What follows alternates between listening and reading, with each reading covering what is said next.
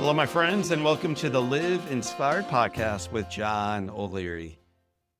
Recently, I shared a story online about a flight delayed because of the arrogance of one person. Some of you read it.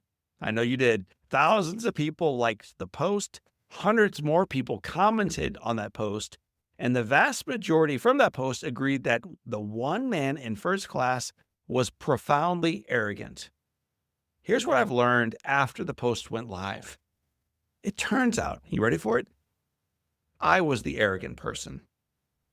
Let me tell you about it. Our flight did not take off on time because a seat in first class was wobbly.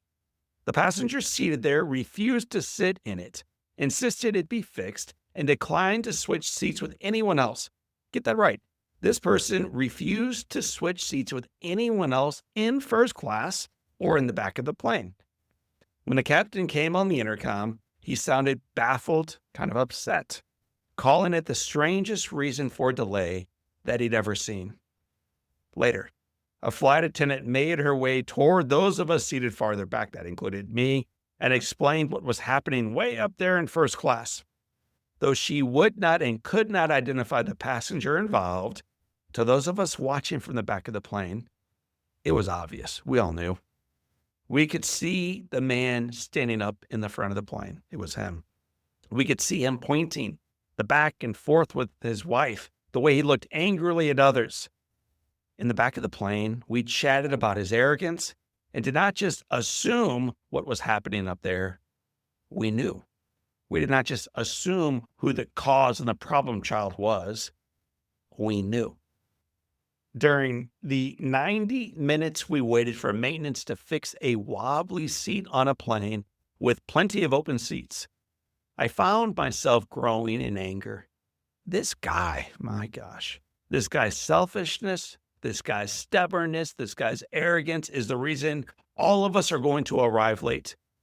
The lady behind me, she acknowledged that she was going to miss a funeral the following morning. The gentleman next to me, he was going to miss a connection out of Hawaii. A young mom seated to my right had hoped to put her kids to bed for the first time this week. None of them are going to have that chance. All because one guy and his arrogance. Well, my friends, eventually we did take off, arriving almost 2 hours late to the airport. We all hustled through the terminal trying to catch flights that had already likely departed. By sheer chance, I ended up waiting for a train to a different terminal next to, of all people, no, not the man. He had run out in front of everybody else. I happened to stand next to the man's wife. She stood there waiting for the train, arms crossed, visibly upset. Fueled by my upset and my frustration and my certainty and my judgment, I said to her, well, you know, an entire plane full of people are missing connection flights right now because your husband would not just simply move seats. Well, she uncrossed her arms, she looked me in the eyes, and she said, that wasn't us. It was the woman behind us. She's the one who refused to move. We're all missing our connections too. My friends, in one sentence, this woman handed me truth, and she handed me a mirror. The entire back of the plane had the wrong person. We had the wrong facts. We had the wrong story. Even more than that, I was so convinced that I had it right that I confronted a total stranger with my verdict. On my rerouted flight, and then the 3-hour drive that followed, I had plenty of time to digest lessons that I did not enjoy, but I needed to receive earlier that evening. I can be so arrogant. I can be so full of judgment. I can be so quick to assume I know the story. And my friends, I don't think I'm the only one that has to deal with this. How often do we take a snapshot and call it the whole story? We hear a fragment and pronounce it as judgment. We assign blame without knowing the facts. Turns out there's a lot of tension going on in the world right now. Are you familiar with some of it? Have you looked around the nation?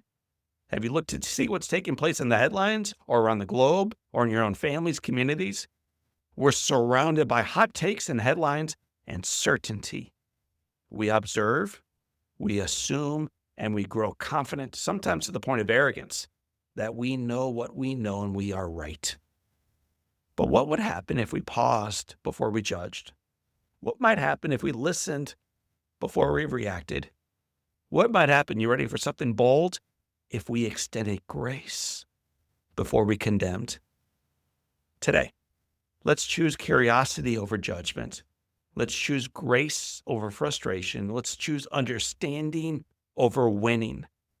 I needed that reminder a couple weeks ago. And maybe today, as you begin your week, you need it today as well. It's a lesson that may not change the world, but it's a lesson I'm pretty sure might change yours. And maybe that's where the real work begins in the first place.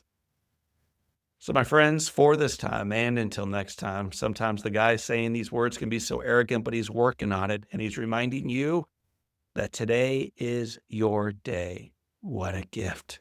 Be humble, extend grace, choose love, and live inspired.